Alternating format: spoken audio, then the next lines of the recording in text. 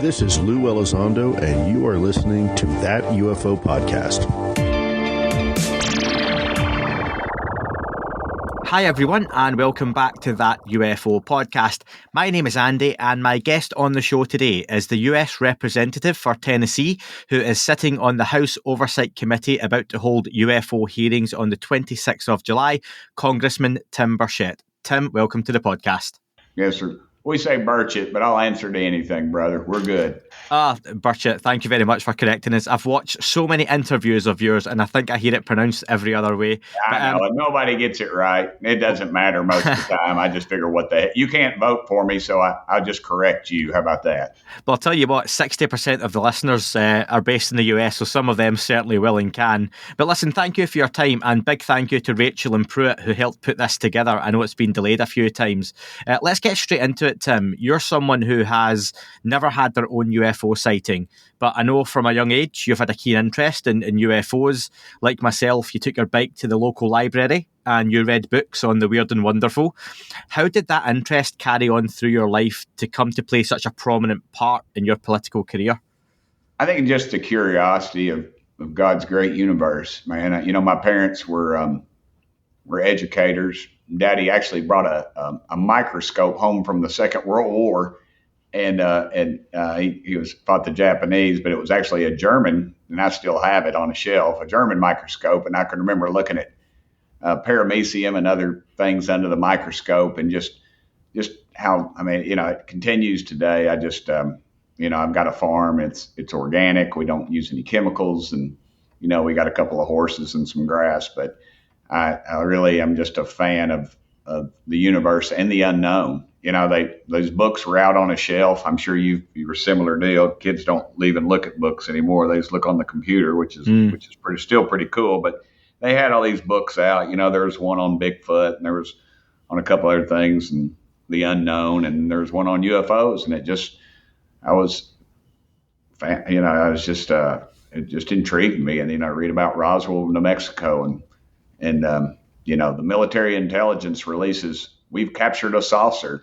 And then the next day they say, oh no, that was a weather balloon. You know, I mean, even as a kid, I didn't believe that. And then as later in life, you know, I have a truck and trailer business. I'm college educated, but I had a truck and trailer business. And I was putting the trailer hitch on a guy's, and he was from New Mexico. And I remember it was on the back of his old Jeep, and I was putting a trailer hitch on it. And I called him into the shop, and because I saw his license plate said New Mexico, and I asked him, I said, you ever heard of Roswell? And he goes, as a matter of fact, he said, he was an older guy, and he said, my father was at the Air Corps base there. See, it was back before it was the Air Force, it was the Air Corps. And later it became the Air Force. And the mayor's perked up because he said Air Corps, and I figured he had some information there. And he said, as a matter of fact, and he described it, he said it was, we all were told that it was a midair collision, and the craft that Farmer Braswell, or whoever his name was that found it, you know, that was one that had hit, and then the other one went somewhere else. I don't know. But, and just the people that he talked about, there wasn't any reason for him to lie, you know, and that always stuck in my mind. And then I'm walking down the street in Washington, and they're talking about this UFO report going to come out, and I've watched the television shows and everybody talking about it, you know, how it's big, you know, ancient aliens and all this stuff. Well, TMZ of all people said, hey, Congressman, what do you think about this? And I said, brother, more people believe in UFOs than believe in Congress. And that's basically all I said. I said, it's going to be a cover up. It's going to be Swiss cheese. The report's going to look like Swiss cheese. I ended up putting that slogan on T-shirts on my website, and we sell them, which is kind of crazy. But, and then, so all of a sudden people started calling me, hey, what do you think about this? What do you think about that? And I'd read a lot on the issue and on the topic, and it didn't, and as a Christian, I just don't believe we're the best that God can do, you know, and Ezekiel saw the wheel, first chapter of Ezekiel in the Bible is a pretty good story. And although it's translated into King James from, I think, Aramaic, I believe, but it pretty much describes what you and I would call the classic UFO, a wheel within a wheel kind of thing, a cylinder, circular with a round top, and of course, a wheel is the is the highest of technology that they had then. Really, I mean, that was it. Everything was wheel based. Whether you had pulley system or whatever, or a cart pull your ox or whatever. And so, and I walk out every night and I look at the stars and God's great universe, and I think of. My dogs always have to go to the bathroom about 4:30 in the morning. They never want to go at 11 or 10 or something. It's always 4:30. I hear them buzzing, Charlie and Roscoe. They're all scratching on the door and they're wanting out. And so it'd take an atomic bomb to wake my wife up, I think. But I hear them. And so I'm up and I'm looking out there at those stars. And I'm sitting there thinking, the light from those stars literally left there before the time of Christ. I mean, that is the vastness of God's great universe. And so fast forward, I'm talking to Navy pilots. I'm looking at these Tic Tac videos and I go to the hearing thinking I'm a little open-minded. I think maybe that the Intelligence Committee is going to do what's right. And they bring these two cats out there that are going to be in charge of it, investigating it or whatever have been. They couldn't even spell UFO. They couldn't, or UAP or whatever. I think UAP is a distraction, actually. I think it should always be just UFOs. But, and I've seen the Tic Tac videos. And one of the pilots who was actually involved in some of those videos was in the audience, but he wasn't allowed even to come in. He had to get in with press credentials.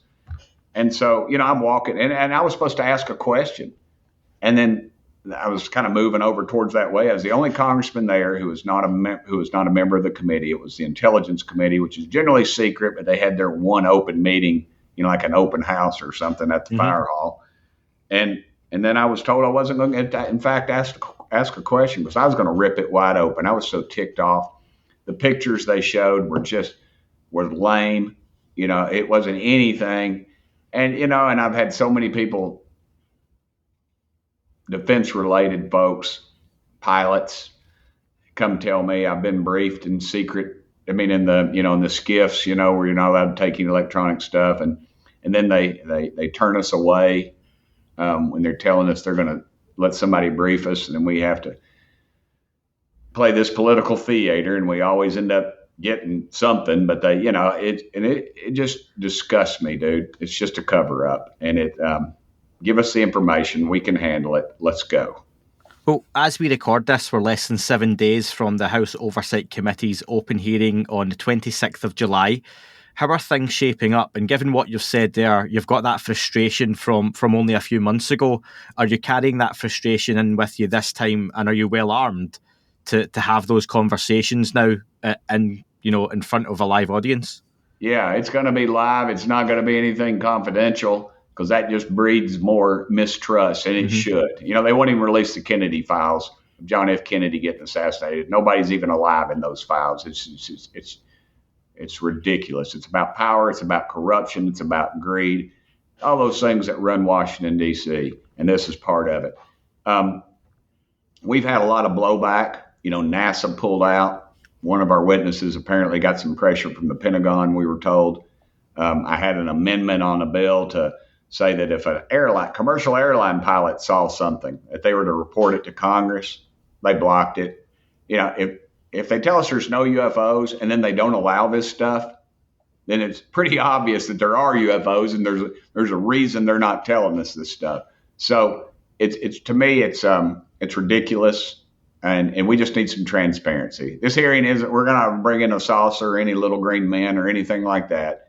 It's going to be about just the facts. People, these are verifiable witnesses. They have nothing to gain and everything to lose. You say NASA was one you wanted involved, and they have since pulled out. And I wonder, has anyone else been contacted to testify but since not been able to, or pulled out because of pressure? Yeah, we had a witness that backed out because of we were told pressure from the Pentagon. And, I've received, basically the brush off from some powerful members up here. But Speaker McCarthy kept his word, and Chairman Comer kept his word. I went to them early on, said that we need a hearing on this, and they said, in fact, it will happen. So it is happening. And honestly, if they shut me down, brother, we're going to have a field hearing in East Knox County, right at my farm. I'll put it out there. My wife and daughter will grill hamburgers and hot dogs. We'll invite all the press there. We'll just do it right there in my front yard because I don't care. I'm over it. Well, more and more we are hearing that private aerospace can hold the key to a lot of this exotic technology. What can you and your colleagues do to really put the pressure on huge corporate entities like that? Well, I think people ought to start looking at people's financial disclosures that are helping block this.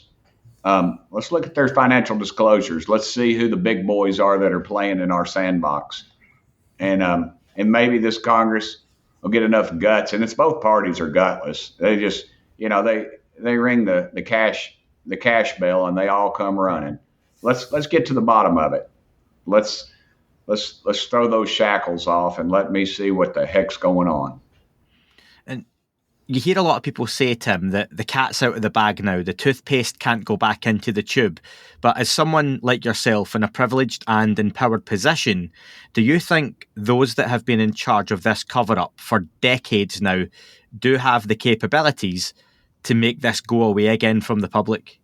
Absolutely. It's like Roswell 47, dude. Headline, we've recovered saucer. Next day, hot air balloon. Americans, and I'm guilty of this too, we want our pizzas in 30 minutes or less, and that's about our attention span, and they get it. But they're smelling dollars now, and here's the problem. The Pentagon's smelling dollars. They lose over $1 billion a year in audits, and nobody quit. We don't have the guts, either party. Nobody's got the guts. I've been raising hell about it, but nobody listens. They're smelling dollars, and they see that 55 to 57% of the people believe there's something else out there. There's extraterrestrials or something, or we've recovered craft or whatever. And they see that the American public could stomach us spending some money researching it. More goes into their bogus research. I don't want to give them another dollar. I wouldn't give them another red cent. What we need to do is turn loose of those files, unredacted. Let us see the pictures. Let us see the films that people say that are out there. Release them and stop with all the nonsense. Some of the folks that have lived and filmed this material and footage would be Commander David Fravor, Alex Dietrich. They had a wonderful piece on 60 Minutes now some time ago. That had an impact, but not a lasting one in the mainstream. And I wonder, what more can pilots like these and Ryan Graves and others, what can they do in these types of hearings to really capture the imagination of the public in a permanent way? I think they've done enough. They can just continue to tell the truth. Let's start putting the pressure on our congressmen and women to let's get to the bottom of this. Release the files. Start doing FOIA requests, Freedom of Information Act. That's a pretty strong thing here in this country. The press, the mainstream media needs to get out of bed with these industrial war complex folks and start listening to the people. And generally, you get a few calls from back home, you're going to start pushing it. And that's the problem. People are not getting pushes from back home. I'm catching hell for it, and the other members are too. So, I get it, but I don't care. I'm ready to go. I want to see this stuff. I'm sick of it. I'm sick of the arrogance, the corruption. It's about big business, obviously. Imagine how it would set this world, its economy on edge if this energy source that we could figure out a way, if these things do not have a heat trail, can travel at these incredible speeds. Imagine what that would do to our energy complex. We wouldn't have wars. We wouldn't be over in the Middle East. We wouldn't be fighting over this oil. We could produce it. We could light the world. We could refrigerate, you wouldn't worry about global warming, all this stuff, because we wouldn't be, if that's in fact what causes it. So just imagine the people it would put out of business. And, they would have to start answering to us. That should be the ultimate goal, is in this whole thing. Because if they keep that suppressed, we're going to be fighting these worthless wars. Our boys and girls are going to be going overseas for who knows what, and it'll never end. I'd love to know who for you, or which type of individuals would be an all-star lineup to get in front of these hearings? The people they're going to be there, it will be an all-star lineup. And you're happy with the individuals that are going to be there, yeah? Yeah, short of somebody walking in there with a undisputable picture of a saucer or showing us where one is and we go look at it. Short of that, I think we're going to, this is a start. I mean, this isn't some end all to end all. We're legitimatizing it, and we're going to ask some tough questions about, why don't we have this information? Why, and the harassment that these gentlemen have received. Because, a fella or a lady pilot in the military sees something like this. I've talked to pilots who literally destroyed the footage of whatever that was they were chasing or whatever proof it was, because they know when they get back, there's no whistleblower protection, from the military intelligence. Military intelligence is like congressional ethics, brother. It does not exist. It's just it's a myth. And, these folks are literally threatened almost. They're interrogated for 8 hours. They get a blemish on their record. They're pulled off the flight line. They can lose money, and they're not paid a whole hell of a lot. And, and to think that they're up there in a $50 million aircraft plus, and I don't give a dime. I don't give a rip about the cost of the aircraft, but the actual people that are in it, and they've had literally documented near misses. And, there's something in our airspace that we don't control. That's pretty strong, brother. We need to be finding out what's going on. Do you think if you manage to get conclusive proof of a non-human intelligence out there to the American and worldwide public, that same public would care about the decades-long cover-up, or do you think they would move on from that point? Say that again. Do you think if you managed to get the proof out there to the American public and the worldwide public that there was a non-human intelligence, we've got the ET on the White House lawn, so to speak, do you think they would care that there had been a 75-plus year cover-up? I think they would. I mean, eventually they'd say, hey, great, we got this great technology, going to free up a lot of stuff. But ultimately, I think they'd say, why in the world are y'all doing this? And maybe we'd get better than 22% of the people go to the polls. And I wonder if this or future hearings achieve the goal of getting that information out to the American public, what would the next steps be? I think what's going to happen is this is going to light the fuse. We're going to have a lot of people start coming out. And this is, the UFO community is kind of a cottage industry. There's a few people that are involved in it. And this is going to give people the courage to come out. There's people in my community that are educated, career people that have contacted me about this. People that have had sightings as when they were in the military and just what went on. And it's very similar to a lot of the other stories that I've heard. And they almost coincide. Some of them, the dates coincide literally.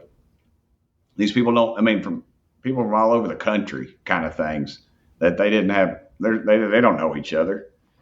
And I think you're going to see a lot more people coming forward with this. I think we are lighting the fuse on this thing.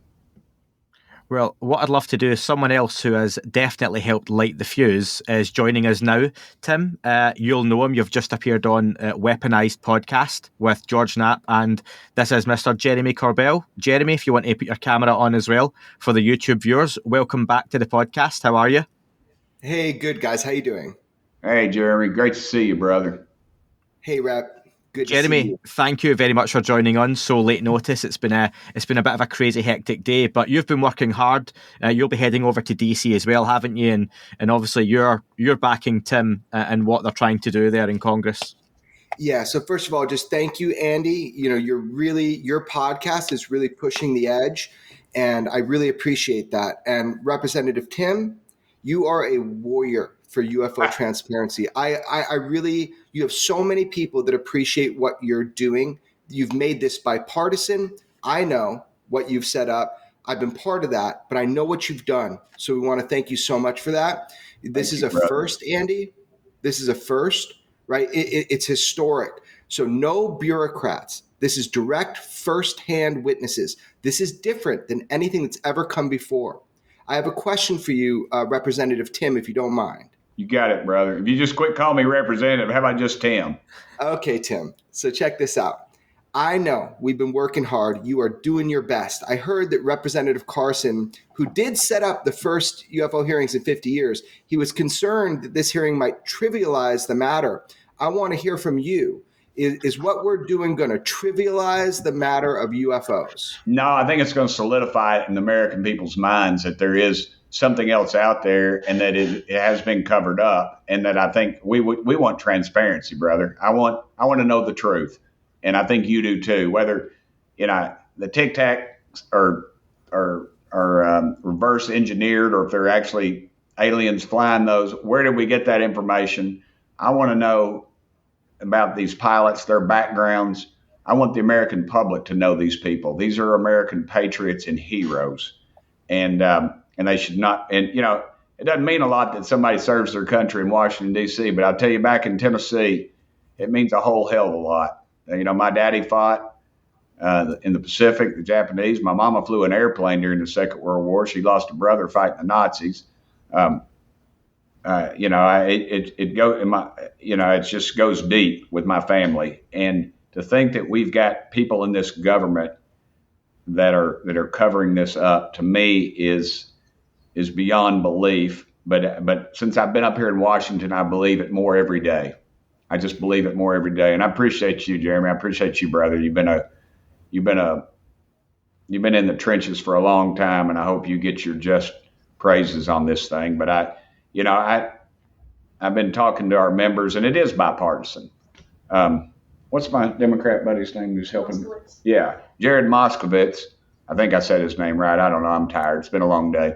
He's out of Florida, and he's a dynamite attorney. He's a sharp dresser. But God has given him an incredible brain, and I dig him because first thing he said was, "This is not going to be partisan, is it?" I said, "Absolutely not. It is completely bipartisan." And hopefully we get a lot of congressmen in here of different backgrounds asking questions. And I'm talking too long. I'm going to ram. I'll let Jeremy talk. But it's interesting that I'm in prayer group with a fellow, and we're in this little conservative group. And this morning, he tells me about an incident that happened to him when he was in the military years ago in the Merchant Marines. It's every day somebody in Congress comes up to me and says, in fact, that they saw something, and that, a lot of times they were just afraid to say anything. And that's a buddy of mine called me. I've known him for 30 years. We worked together in Nashville. He saw me on some issue. I always know when Ancient Aliens is on because people start asking me about, when they had one episode. I've never even seen it myself. And he, a fellow told me about an incident that happened to him in the Navy. And it was really compelling because later stages in life, there's no reason for him to tell this story, or no reason for him to lie. And so, you've heard these stories so many times, Jeremy. I won't bore you with them all, but it's just, to me, I just want to get to the bottom of it. I think transparency in the media I'm hoping the legacy media and the rest of them push for transparency. I just want those reports. I want the files. I want Gordon Cooper's film that they took of a flying saucer literally landing a guy. I mean, there's a guy that's a badass. Why would he, that guy couldn't, I don't know if he drank beer or not. I don't drink beer, but if he walked into a beer joint anywhere in the world and somebody'd say, "Man, you're Gordo Cooper, let me buy you a beer." Why would he lie about a freaking flying saucer? He wouldn't. He would not. Yeah. And I submit to you that what he said, they took the film, they came and got it from Wright-Patterson. He calls the next day. They don't know what he's talking about. And it was the days before cell phones and computers and everything. So let's turn loose some of this stuff. The American public the world needs to know, not just the American public, the world. So sorry I rambled. No, you're talking about a very important case. So people that don't know, Gordon Cooper served our country, was an astronaut amongst many other positions that he had. And he did himself see the footage of a UFO that landed, and he passed it on, and that footage disappeared. He actually looked at it, and they're like, it just disappeared. And you're right to hunt for that kind of thing, Tim, and I'm really excited you know about that. Now, you've taken a lot of slings and arrows, so welcome to the world of UFO land. I mean, this is now heating up, and people are trying to discredit you as a person. They're trying to discredit the witnesses preemptively. So all these slings and arrows, I am sure that you are used to it, but something a little bit more nefarious. There seems to be a war on words right now of extraterrestrial, non-human, or unknown. And this is coming from the press offices of the Pentagon. So what I want to know from you, Tim, is do you trust this process? Do you trust Arrow? Because witnesses are calling me in spades saying, Jeremy, we've been talking for a long time. Can I trust the Pentagon? Can I trust Arrow? Or do you feel what you're doing is going to almost bypass that, and it'll be through journalists or through coming to people like you? How are we going to get this done? And do you trust Arrow? Because this war on words is serious, Tim, and you know that. I would not trust the Pentagon as far as I could throw them, Jeremy. I would not trust them at all. They lose over $1 billion a year, and they basically laugh at the American taxpayers when we audit them. They have not passed an audit since they started auditing. Name me one other government bureaucracy that could do that. And, the Democrats and the Republicans are in bed. You look at all the industry that gives to these folks that just keep voting for more and more of your great grandkids' money. This is why I dig this system, because we're gonna knock something loose. Somebody's gonna walk out of one of these labs with undeniable proof, either video, and they're gonna be just like the Tic Tac videos. They're gonna say they don't exist, it's a fake, and they put them out. And they put them out and they say, oh, those are fake. And then they come out later and say, well, they're real. That's what's going to happen. But the beauty of the internet, they can block it. That's what I told my wife, honey. My biggest fear is, they find me and say I committed suicide and I got 15 bullet holes in the back of my head. I mean, that's a real thought in some of these guys' minds. And I would hope that they could get something out, get something to some folks like yourself or me, and put it out, and let's go. Let's rock and roll. I'm ready. Somebody's got to walk out of one of these labs with something, and I hope something like one of these committees gives them the courage. Absolutely. So Andy, I want to ask you too. I know this is your podcast. Thank you for having me on. So Tim, 2 questions, and maybe Andy, hear from you. I'm just curious. One is very specific, and it's about some shoot downs. But first, what do you think witnesses should do? Should they come to journalists like me, to representatives like you who are accessible? Is that what witnesses should do rather than going through the Arrow process? What should they do? I'd feel more comfortable if they came to you, Andrew, or you, Jeremy, one of the two of y'all, because, I'd like to know about it. I'm sure y'all would be kind enough to share it with me. But you guys could get it out if you send it to me through a government computer, it'd be suspect. It would be questionable whether I could do anything with it. And I'm not talking about anybody committing espionage or violating any treaties or anything, but some of these companies, I think it's gone so far past our government that it's sort of hand in foot with some of these corrupt politicians or some of these multinational corporations that I hope someday somebody's conscience gets to them. Yeah. So the bigger the platform, the better for me. And you look at like weaponized Joe Rogan podcasts sitting top of the charts on Spotify, weaponized top of the charts in the science chart. I think that's huge. That's where I want to see these things going out. That's where you get the credibility for me.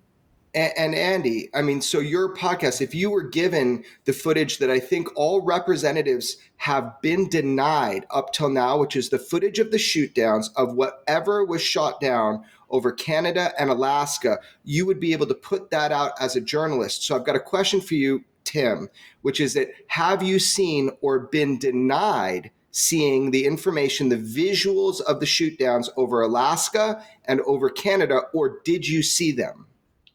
I haven't seen them. We need to get together and so I can ask for specifics, because that's the way they get around people like me. Yeah. I cast a wide net, and then their lawyers can gut me with that kind of thing. I would like to get some wording on that.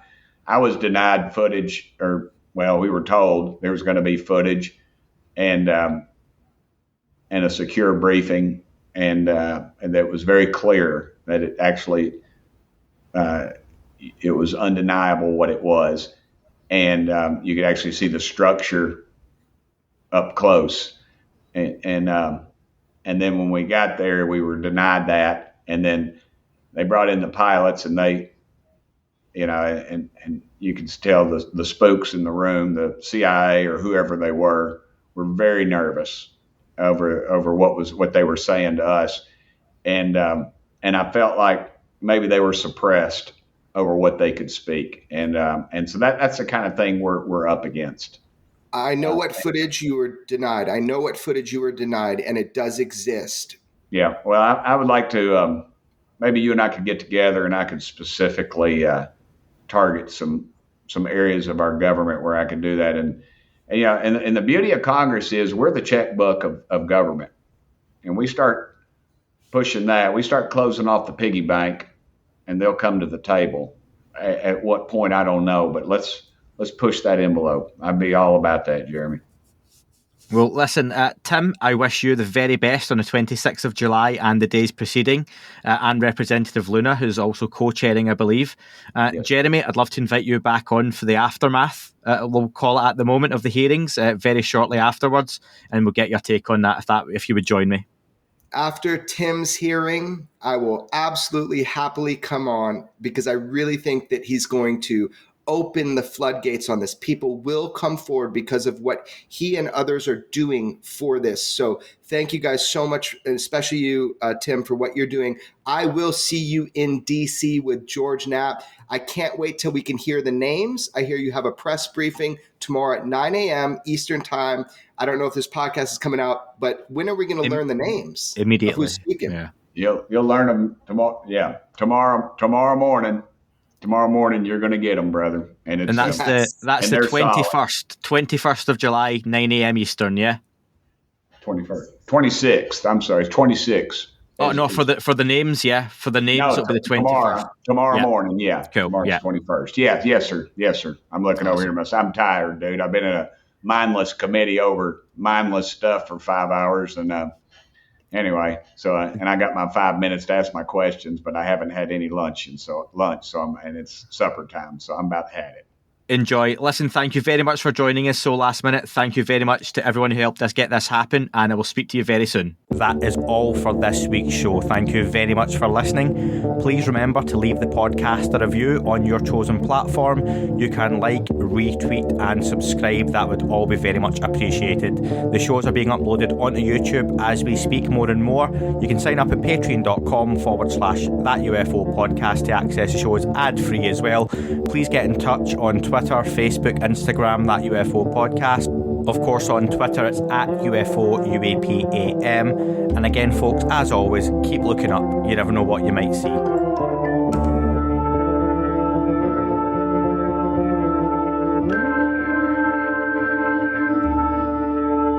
It wasn't a tic-tac and not quite a saucer, more like a hubcap designed by Chaucer, a little Baroque and quite steampunk, like Alice was playing bass for the Parliament of Folk. The little fucker hovered right outside of my window, and when I shoved out the screen, he made it an issue. I don't think he expected me to see his ass, but I'd had some champagne and smoked a little around.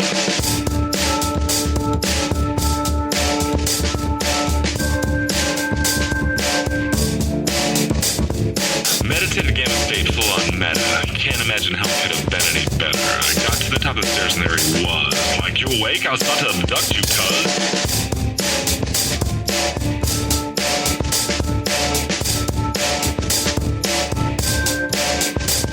I jumped knelt back and nearly kissed myself, and I climbed out the window after the elf, and I woke up in my bed, and there was something on my head, and everything was weird, and everything was red. And I called out to my boys. They thought this was noise. They thought it was a dream. They thought it was my toys. They thought it was my problems, and they think I should seek therapy, and I don't know what to do, because it doesn't really scare me.